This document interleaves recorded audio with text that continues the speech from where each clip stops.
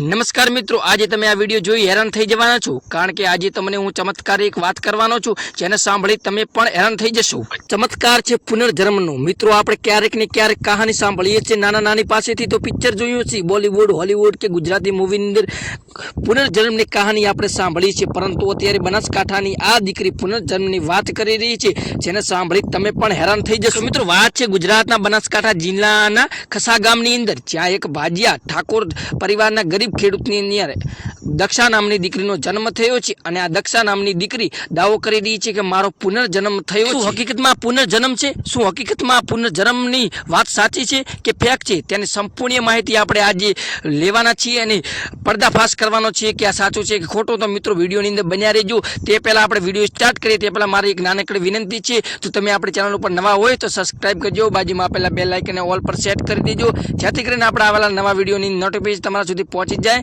અને આપણે આવનારા નવા વિડીયોનું તમે સૌથી પહેલાં જોઈ શકો. આપણે તેના મા બાપ સાથે વાત કરીશું, તેમના માતા પિતા સાથે વાત કરીશું કે તેમનું શું કહેવું છે આ દીકરી વિશે. અને જો વિડીયો પસંદ આવે તો લાઇક કરજો, અને આ વિડીયો વિશે કંઈ પણ પ્રશ્ન હોય તો કોમેન્ટમાં જણાવજો, હું તમને જરૂરથી જવાબ આપીશું. ચાલો તો આપણે સ્ટાર્ટ કરી દઈએ આ વિડીયો. ફક્ત 3 વર્ષની આ છોકરી બોલે છે કરકડાક હિન્દી. શા માટે હિન્દી બોલી રહી છે? એની આજુબાજુ કે એના માતા પિતા અભણ છે? આજુબાજુ કોઈ પણ ગુજરાતી સિવાય હિન્દી ભાષા બોલતો નથી, તેમ છતાં હિન્દી કરકડાટ બોલી રહી છે, અને એને ગુજરાતી સરખી રીતે બોલતા પણ નથી આવડતું અને હિન્દી કરકડાટ બોલી રહી છે. અને એમ કહે છે કે મારો કચ્છના અંજાર જિલ્લાની અંદર જન્મ થયો હતો. હું જ્યારે સ્કૂલની અંદર ભણવા ગઈ હતી ત્યારે જ્યારે પાછી વળતી હતી ત્યારે કચ્છની અંદર ભયંકર ભૂકંપ થયો હતો, ત્યારે મોટો ઢાબુ મારા ઉપર પડવાથી મારું મૃત્યુ થયું હતું. તો ચાલો આપણે આ દીકરીને જ પૂછી લઈએ, એના મા બાપને પૂછીએ કે શું છે સત્ય હકીકત. पापा का नाम क्या था? वो नहीं पता। नहीं पता, बराबर. तो अभी इधर आई है, दूसरा क्या मालूम है तेरे को उस जन्म का? दूसरा कुछ नहीं मालूम। कुछ तो मालूम होगा ना. तू कैसे घूमती थी, किधर खेलती थी उधर? दूसरा कुछ नहीं मालूम, बताया ना. तेरे साथ दोस्त तेरा कोई दोस्त था यहाँ? हाँ, मेरे बहुत दोस्त थे. दोस्तों का नाम તેને પૂછવામાં આવ્યું કે તારા પિતાનું નામ શું છે, ત્યારે તે દીકરી કહે છે મારા પિતાનું નામ તો મને નથી ખબર. અને ત્યારે એને પૂછવામાં આવે છે કે તારા પિતા શું કાર્ય કરતા હતા, ત્યારે કહે છે કે ફેક્ટરીની અંદર કેક બનાવવાનું મારા પિતા કામ કરતા હતા. ત્યારે તેને બીજો સવાલ પૂછવામાં આવે છે કે તારા ત્યાં મિત્ર હતા, ત્યારે દીકરી કહે છે હા, મારા અહીંયા ઘણા બધા મિત્રો હતા. ત્યારે તેને પૂછવામાં આવે છે તે મિત્રનું નામ શું છે, ત્યારે કહે છે મિત્રનું નામ તો મને નથી ખબર. મિત્રો, આ કહાની અંદર સૌથી વધારે ચોંકાવતો હોય તો તેનું કરકડાક બોલવું હિન્દી છે. શા માટે આ કરકડાક હિન્દી બોલી રહી છે, અને તેની માતાને આપણે પૂછીએ છીએ કે એની માતા શું જવાબ આપે છે. ગીતાબેન ઠાકોર. ખસ્સા ઓય ભાગી વાવા બે વીઘા વાવા ને 2 છોડીઓ અને 1 છોકરો 3. હા, હિન્દી બોલે. એને 4.5 વર્ષે હિન્દી બોલતે કોઈને ખબર નથી કરવા. એ છોકરાને નહોતું હિન્દી આવડતું કે અમને 2 જણાને હિન્દી નહોતું આવડતું. એને બોલતે હવે હાસ્ય સિરત નહીં, કોઈ કુદરતી એને હતું.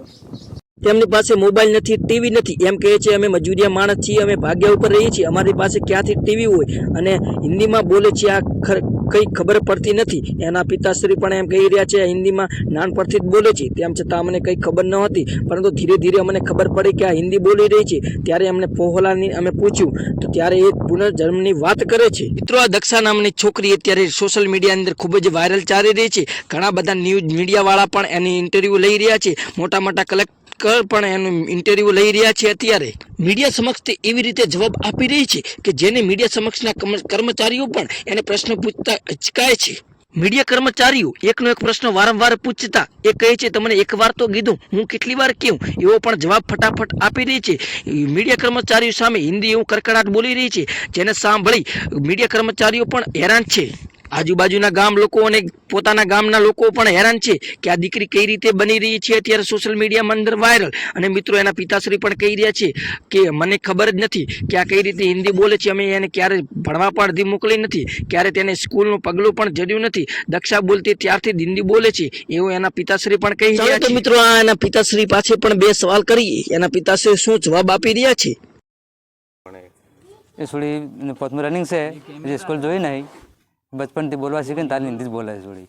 પહેલાં મારા મનમાં એમ હતું કે બોલવા શીખ્યા છે થોડી, એટલે આવી રીતે લપ કરતી છે. મારા મનમાં એમ હતું, પણ જેમ જેમ ઉંમર થવા મળી ને એમ પાવરફુલ હિન્દી બોલવા મળી.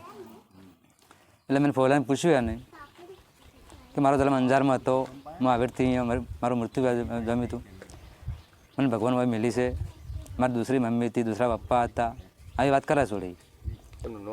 મેં પૂછ્યું નામનું ઘણી ફોલાવે પણ કે નામની મને પતા નહીં કે એ કહે કે પોપડા અંજારમાં હતી કે હું એ કે મારા પર ધાબુ ધરતીકંપ થયો કે મારા પર ધાબુ પડ્યું હતું, આવી વાત કરે છે.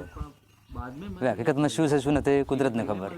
હા કહેતી ને કે મારા પપ્પાને કંઈ બનાવવાની ફેક્ટરી હતી, મારા પપ્પા આવા કપડાં પહેરતા, મારી મમ્મી આવા કપડાં પહેરતી, એ બધી વાત અવસર નામ હાલે છે પણ કે નામ નહીં યાર, મેરી ભાઈ હતા, મેરી છોટી બહેન હતી એક, આવી વાત કરે છે. કે કુદરત શક્તિ છે કે પેલા ભવનું કોઈ યાદ રહ્યું છે નહીં, એ કુદરતને ખબર.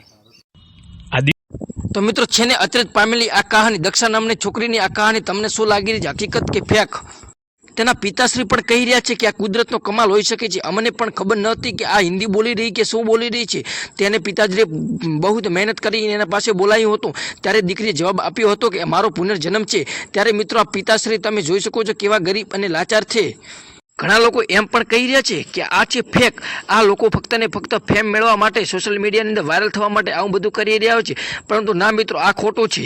કારણ કે મિત્રો આ ખેડૂત એક ગરીબ ખેડૂત છે અને પોતે પણ એક બીજાના ભાગ્ય તરીકે કામ કરે છે. તેની ઘરે પણ સોશિયલ મીડિયાનું કોઈ એવું માધ્યમ નથી જેના વડે તે વિડીયો બનાવી શકે અને વાયરલ થઈ શકે. તો મિત્રો આ ખેડૂત માટે અને પોતાની દીકરી માટે લાઇક કરી નાખજો અને આવા વિડીયો જોવા માટે સબસ્ક્રાઇબ કરી નાખજો આપણી ચેનલને. અને હા મિત્રો, ખાસ જો તમને આ વિડીયો પસંદ આવે તો લાઇક કરજો. આ વિડીયો વિશે કંઈ પણ તમારે કહેવું હોય તો કોમેન્ટની અંદર જણાવજો. અને જો તમે અમારી ચેનલ પર નવા હોય તો સબસ્ક્રાઇબ કરજો, બાજુમાં આપેલા બેલ નોટિફિકેશન ઓલ પર સેટ કરજો, જેથી કરીને આપણા આવનારા નવા વિડીયો નોટિફિકેશન તમારા સુધી પહોંચી જાય. તો બસ આજના વિડીયોમાં આટલું જ. મળીશું હવે નેક્સ્ટ વિડીયો સુધી વિડીયોમાં. ત્યાં સુધી જય હિન્દ, જય ભારત.